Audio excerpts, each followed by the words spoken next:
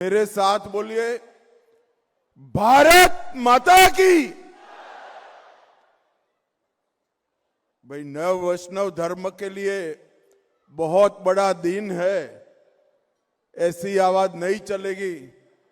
मेरे साथ दोनों हाथ उठाइए, जरा उठाइए दोनों हाथ। आगामी दिनों में फिर से भाजपा सरकार बनाने के संकल्प की मुट्ठी भींचिए और प्रचंड आवाज से बोलिए, भारत माता की। मंच पर उपस्थित 17 अधिकारी, श्री अमलान ज्योति देव जी, श्री जोगेंद्र मोहन देव जी, ये दोनों 17 अधिकारी प्रभु की उपस्थिति में आज आसाम में एक बहुत बड़े दिन पर हम सब एकत्रित आए हैं। भाइयों और बहनों, आज श्रीमद शंकर देव का जन्मस्थान नौगांव, जो सालों से घुसपैठियों के कब्जे में था, उसको खाली कराकर विश्व प्रसिद्ध श्रीमद शंकर देव जी का स्थान बनाने का काम आज पूरा हुआ है। ये हम सब के लिए बहुत आनंद का विषय है। आज के कार्यक्रम में उपस्थित ये पूरे आयोजन को जिन्होंने संकल्प के रूप में लिया, ऐसे डॉक्टर हेमंत विश्व शर्मा, असम के मुख्यमंत्री जी, असम के पूर्व मुख्यमंत्री और अभी मोदी सरकार की मंत्रिपरिषद में केंद्रीय मंत्री श्रीमान सर्बानंद सोनोवाल जी, श्री बिमल वोरा जी, पवित्रा मार्गारेटा जी, श्री पीयूष हजारिका जी, श्री केशव महंत जी, श्री कौशिक राय जी, कामाख्या प्रसाद तासा जी, रूपक शर्मा जी, और आज श्रीमद शंकर देव जी के स्मृति में यहां पर लाखों की संख्या में आए हुए सभी श्रीमद शंकर देव और माधव देव जी के अनुयायियों को मेरा प्रणाम, मेरा नमस्कार। सबसे पहले महापुरुष श्रीमद शंकर देव जी, उनके चरणों में शीश झुकाकर प्रणाम कर कर मेरी बात की शुरुआत करता हूं। श्रीमद माधव देव जी, उनकी स्मृति को भी मैं विनम्रता पूर्वक प्रणाम करता हूं और आसाम की भूमि पर आया हूं, जहां मां कामाख्या विराजमान है। मां कामाख्या को भी सर झुकाकर प्रणाम कर कर मेरी बात की शुरुआत करना चाहता हूं। मित्रों, मेरा सौभाग्य है कि नौगांव की पवित्र भूमि, जहां महापुरुष श्रीमद शंकर देव जी ने जन्म लिया और जहां से नव वैष्णव धर्म को न केवल आसाम, पूरे पूर्वोत्तर में धर्म के रूप में प्रचारित करने का काम किया।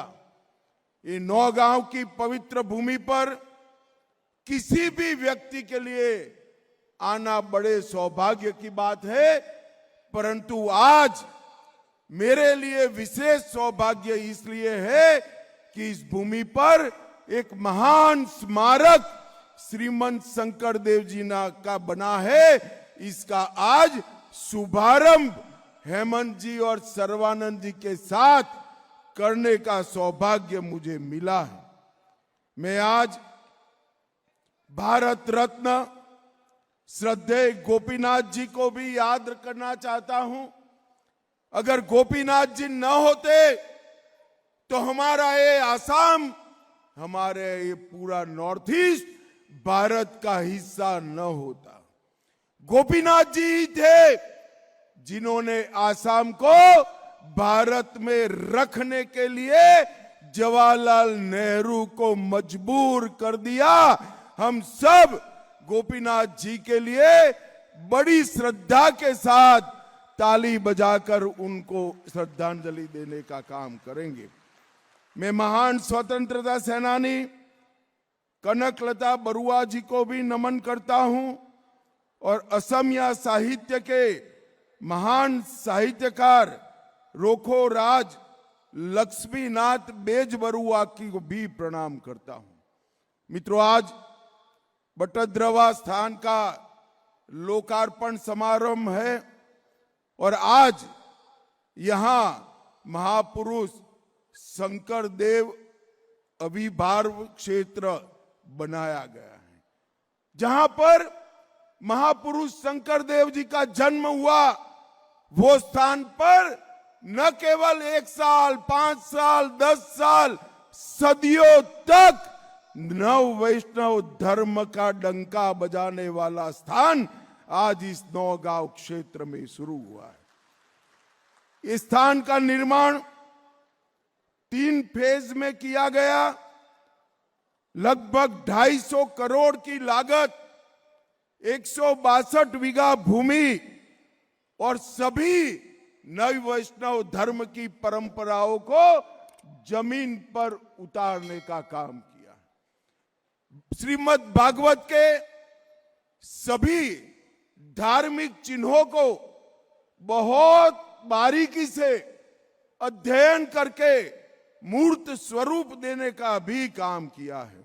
मैं अभी अभी ये दिव्य स्थान पर जाकर आया हूं। मैंने पुनः निर्मित रास्तों पर भी स्वयं चला हूं। शांत तालाबों के सामने थोड़ी देर रुका हूं। प्रार्थना कक्षों में नाम ध्वनि का मधुर श्रवण कर आया हूं और वहां पर आप भी जब जाएंगे वहां समय रुक जाता है।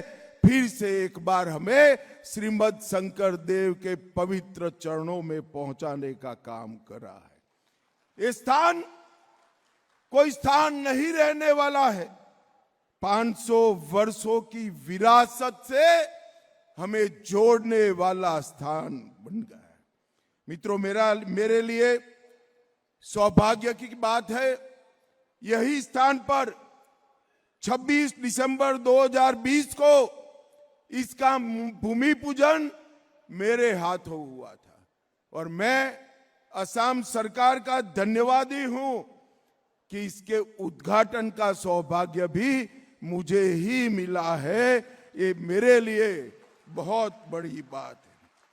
श्रीमद् शंकर देव ने नव वैष्णव धर्म की स्थापना कर पूरे पूर्वोत्तर में श्रीमद् भागवत को प्रस्थापित करने का काम किया। भागवत के बताए रास्तों पर ईश्वर की भक्ति करना, भागवत के बताए रास्तों पर अच्छा जीवन जीना और भागवत धर्म के अनुसार ही ये देश को अपनी मातृभूमि मानकर चलने का संदेश श्रीमद् शंकर देव ने दिया।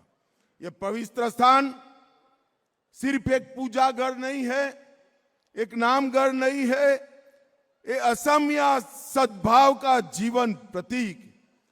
अहम, बोडो, मिसिंग, कार्बी, राभा, कोच, राजवंशी, ताई, चाय बागान में काम करने वाली जनजातियां, बंगाली भाषी, नेपाली समुदाय, सभी समुदाय यहां पर आकर महान नव वैष्णव धर्म को आगे बढ़ाने का काम करते हैं। इसलिए ये स्थान हमारी असम की साझा संस्कृति को आगे बढ़ाने वाला स्थान बनने वाला है और सामूहिक भक्ति का भी स्थान बनना। महापुरुष श्रीमद् शंकर देव जी की एक शरण नाम धर्म परंपरा को आगे बढ़ाने का ये निश्चित रूप से काम करेगा। महापुरुष शंकर देव जी ने मानवता और मातृभूमि दोनों का हमें संदेश दिया। उन्होंने कहा, धन्य धन्य कली काले, धन्य नर तनुभाल, धन्य धन्य भारत वर्षे। इसका मतलब है यह युग भी धन्य है, मानव जीवन स्वयं में महान है और भारत भूमि में जन्म लेना ये सबसे बड़े सौभाग्य की महान बात है। जो लोग भारत को तोड़ना चाहते हैं उनको 500 साल पहले श्रीमद शंकरदेव ने एक भारत का संदेश देने का काम किया था, जिसको आज हमारे प्रधानमंत्री नरेंद्र मोदी जी आगे बढ़ा रहे हैं। मित्रों, आज बहुत अच्छा दिन है। मैं कोई पॉलिटिकल बात करना नहीं चाहता, परंतु एक बात मैं जरूर करना चाहता हूं। जो अच्छा हुआ है इसकी प्रशंसा करनी चाहिए। इतनी बड़ा सभागार है, मुझे बताइए, श्रीमद शंकरदेव के स्मृति स्थान पर ये बांग्लादेशी घुसपैठिए थे, वो बरोबर था क्या? जरा जोर से बोलो, ये बरोबर था? आज हेमंत विश्व शर्मा जी को मैं बहुत मनपूर्वक बधाई देना चाहता हूं। इन्होंने इन पवित्र स्थान से घुसपैठियों को निकालकर फिर से नामघर की स्थापना करने का काम किया है। और मित्रों, ये अभियान पूरे असम के अंदर चला है। 1 लाख बीघा से ज्यादा भूमि घुसपैठियों से मुक्त कराई गई है। हमारा काजीरंगा का महान पार्क घुसपैठियों ने कब्जे किया था, वहां उनको भी खदेड़ने का काम आसाम सरकार ने हेमंत जी के नेतृत्व में किया है। कांग्रेस पार्टी सालों तक इनको आगे बढ़ाते रही। बात तो असम की संस्कृति की, परंतु 1983 में IMDT एक्ट लाकर उन्होंने घुसपैठिए को यहां बसने का कानूनी रास्ता बनाया। मैं आज श्रीमद शंकरदेव जी की भूमि पर कहना चाहता हूं, भारतीय जनता पार्टी का संकल्प है न केवल आसाम, पूरे देश से चुन चुन कर हम घुसपैठिए को निकालने का काम करेंगे, चुन चुन कर। और भाइयों बहनों, असम की संस्कृति एक घुसपैठियों के प्रभाव में दबती जाती थी। नरेंद्र मोदी जी के नेतृत्व में यहां हेमंत विश्व शर्मा ने इस संस्कृति को घुसपैठियों से प्रभाव से मुक्त कर कर आज मृदंग और ताल की आवाज के साथ नामघर में भक्ति संगीत सुनाई पड़ता है। ये बहुत बड़ी बात है। लगभग 1.29 लाख बीघा जमीन घुसपैठियों से हमने मुक्त कराई। ये कांग्रेस सरकार इतने साल रही, उन्होंने आसाम आंदोलन के शहीदों के लिए कुछ नहीं किया। अभी 10 दिसंबर को हमारे प्रिय प्रधानमंत्री नरेंद्र मोदी जी के हाथों से असम सरकार ने 40 साल तक जो स्मारक को नहीं बनाया, उनके बलिदान के लिए भव्य स्मारक बनाने का काम भी असम सरकार ने किया। इस 70 साल की उपेक्षा आसाम की जनता कभी भी भूलने वाली नहीं। ये पूरे उत्तर पूर्व को और विशेषकर असम के विकास के लिए नरेंद्र मोदी जी के नेतृत्व में इस 11 साल में हर प्रकार के विकास के काम हुए।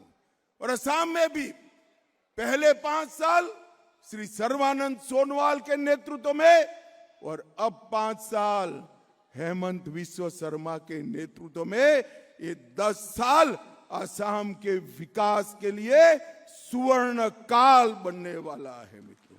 और मोदी जी असम में, मोदी जी 11 साल में कुल मिलाकर 80 बार नॉर्थ ईस्ट आए हैं और अपने आसाम में 11 साल में 36 बार मोदी जी आए हैं, 36 बार। नॉर्थ ईस्ट और आसाम में सबसे ज्यादा अपनी उपस्थिति दर्ज कराने वाला कोई प्रधानमंत्री है तो हमारे नरेंद्र मोदी है, नरेंद्र मोदी। और एक कांग्रेस पार्टी असम के हितों की बात करती है। 12 साल तक मनमोहन सिंह को असम ने यहां से राज्यसभा में भेजा और 10 साल में मनमोहन सिंह 7 बार सिर्फ असम आए थे और 7 बार में से 2 बार राज्यसभा का पर्चा डालने आए थे, पर्चा डालने आए थे। उनके लिए असम का पुनर्निर्माण, उनके लिए असम की संस्कृति, उनके लिए असम का विकास, उनके लिए असम की शांति, ये सिर्फ भाषणों का मुद्दा है। सालों से असम में कई प्रकार के आंदोलन चले।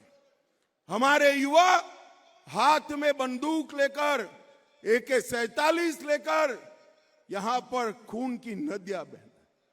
भारत सरकार ने मोदी जी के नेतृत्व में 2020 में बोडो समझौता किया, 21 में कार्बी समझौता किया, 22 में आदिवासी समझौता किया, 23 में DNLA समझौता किया और 23 में ही उल्फा समझौता करने का काम भारत सरकार ने किया है।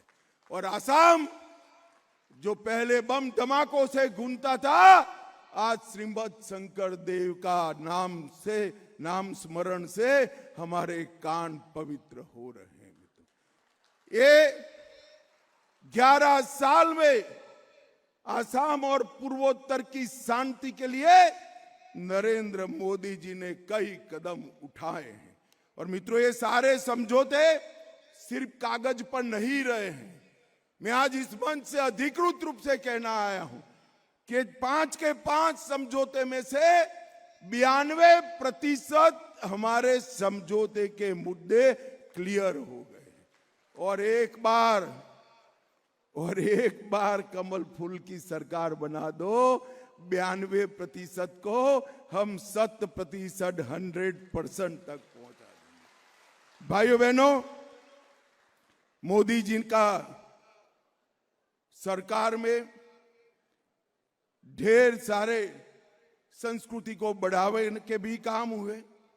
11,000 से अधिक कलाकारों का बिहू नृत्य आज न केवल भारत, पूरी दुनिया इसको देख रही है। यूनेस्को की विश्व धरोहर में चराई देव मोइदम को शामिल कर विश्व भर के यात्रियों को यहां लेने का काम किया। और लचित बरफुगन को सिर्फ आसाम जानता था, मोदी जी ने उनको पूरे देश में पहुंचाने का काम किया, पूरे देश में। मैं ही गया था वो कार्यक्रम में। देश की 23 भाषाओं में लचित बरफुगन के जीवन चरित्र को गुजराती, मराठी, ओडिया, पंजाबी, तमिल, तेलुगु, मलयाली, हर भाषा में लचित बरफुगन के चरित्र को भाषांतरित करने का काम किया। और हमारा एक गमसा है ना, जरा जोर से बोलो, है ना, इसको GI टैग दिलवाने का काम भी नरेंद्र मोदी और हेमंत विश्वकर्मा के समय। 16वीं शताब्दी का वृंदावनी वस्त्र, जिसको एक प्रकार से श्रीमंत शंकर देव ने डिजाइन किया था, वस्त्र पर वृंदावन में श्री कृष्ण के बचपन के जीवन के सारे प्रसंग उकेरे जाते हैं। वो वस्त्र को भी प्रदर्शनी के माध्यम से पूरे देश में लोकप्रिय करने का काम नरेंद्र मोदी जी ने किया। मित्रों, सिर्फ सांस्कृतिक विकास नहीं, हमने ढेर सारा विकास के काम भी किए। ये कांग्रेस सरकार में असम से उनके प्रधानमंत्री जाते थे, 10 साल में 1,28,000 करोड़ रुपए दिए। जरा जोर से बोलो भाई, 10 साल में 1,28,000 करोड़। कितना? अरे जोर से बोलो कितना? और नरेंद्र मोदी जी ने 14 से 26 में 1,28,000 करोड़ के सामने 15 लाख करोड़ रुपया असम के विकास के लिए खर्च किया। ये फर्क है भाजपा सरकार और कांग्रेस सरकार के बीच में। वो भाषण करते हैं, हम काम करते हैं।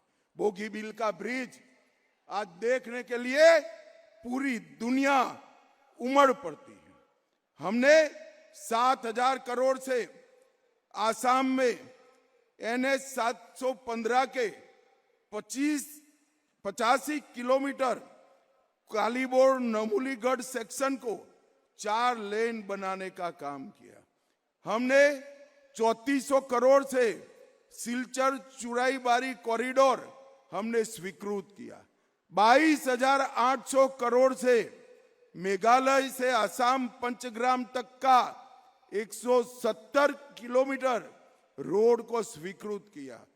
6,000 करोड़ से भारत के सबसे बड़े रेल सड़क बोगीबील पुल का निर्माण पूरा किया। 5,000 करोड़ से ब्रह्मपुत्र नदी पर 4 लेन का धुबरी फुलवाड़ी पुल शुरू हो चुका है। 2,000 करोड़ से ढोला सदिया पुल का निर्माण 2017 में किया और NESIDS 646 करोड़ से 19 सड़क और पुल की योजनाएं हमने करी और 6 लेन पुल एक दूसरा ब्रह्मपुत्र पर बन रहा है। रेलवेज, एयरवेज और कई जलमार्ग, सर्वानंद जी बैठे हैं यहाँ पर, लगभग 8,000 करोड़ का खर्च कर देश भर के यात्रियों को जल मार्ग से आसाम तक लाने का काम भारत सरकार ने किया। लसित बरफुकन की 84 फीट ऊंची प्रतिमा बन गई। भारत में निर्मित पहला स्वदेशी क्रूज जहाज MV गंगा विलास वाराणसी से डिब्रूगढ़ तक यात्रा कर चुका है। स्वास्थ्य के क्षेत्र में कितने मेडिकल कॉलेज खोले, IIM की स्थापना हुई, नवोदय स्कूल खोले गए। स्वास्थ्य में एक बहुत बड़ा काम हुआ है। 1100 करोड़ की लागत से 750 बेड का एम्स अपने आसाम में देने का काम नरेंद्र मोदी जी ने किया। भाइयों बहनों, इसके साथ टाटा का सेमीकंडक्टर का यूनिट 10,600 करोड़ से ब्रह्मपुत्र घाटी उर्वरक निगम लिमिटेड का नया परिसर 11,000 करोड़ से 13 लाख मैट्रिक टन यूरिया के उत्पादन की व्यवस्था और ढेर सारी प्राइवेट इंडस्ट्री आसाम में आ रही है। आसाम अब आंदोलनों की जगह विकास की भूमि बन गई। दिल्ली में एक समय में आसाम को प्रॉब्लम खड़े करने वाले स्टेट के रूप में जाना जाता था। मैं कल ही गुजरात के उद्योगपतियों को मिलकर आया हूं। उन्होंने कहा आसाम अब पूरे पूर्वोत्तर का ग्रोथ इंजन बनकर देश को विकास के रास्ते पर ले। ये परिवर्तन जो आया है, ये परिवर्तन केंद्र में 11 साल तक नरेंद्र मोदी जी की सरकार और यहां 10 साल तक सर्बानंद सोनोवाल और हेमंत बिस्वा शर्मा की सरकार में आए। और इन्होंने क्या किया? घुसपैठिए घुसाए, वोट बैंक बढ़ाने के लिए आसाम की संस्कृति का हास किया, आसाम के संस्कार को, आसाम के साहित्य को, आसाम के पहरवेश को, आसाम की पूरी संस्कृति का नीचे ला जाने का काम कांग्रेस ने किया है। मित्रों, आज मैं आपको कहकर चाहता हूं, एक और 5 साल भाजपा की झोली में आसाम सरकार डाल दो, पूरे आसाम को हम घुसपैठियों से मुक्त कराएंगे, घुसपैठियों से मुक्त कराएंगे। ये हमारा संकल्प है।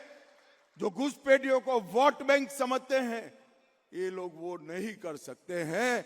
घुसपैठिया देश की सुरक्षा के लिए, आसाम की संस्कृति के लिए बहुत बड़ा खतरा है, ऐसा मानते हैं, वो ही कर सकते हैं। और ऐसा मानने वाला भारतीय जनता पार्टी अकेली पार्टी है मित्रों, और कोई पार्टी ऐसी नहीं। तो फिर से एक बार श्रीमद शंकरदेव और माधवदेव के सभी अनुयायियों को मैं हृदय पूर्वक बधाई देना चाहता हूं कि श्रीमद शंकरदेव का जो जन्म स्थान है, वही स्थान पर आज एक भव्य स्मारक सदियों तक श्रीमद शंकरदेव के संदेश को, नव वैष्णव धर्म को और श्रीमद भागवत को भी सदियों तक यहाँ से प्रचार प्रसार की सुविधा होगी। और सब लोग श्रीमद भागवत के रास्ते पे चलकर, श्रीमद शंकर के रास्ते पर चलकर अपने जीवन का कल्याण करेंगे। फिर से एक बार बहुत बहुत बधाई। वंदे मातरम।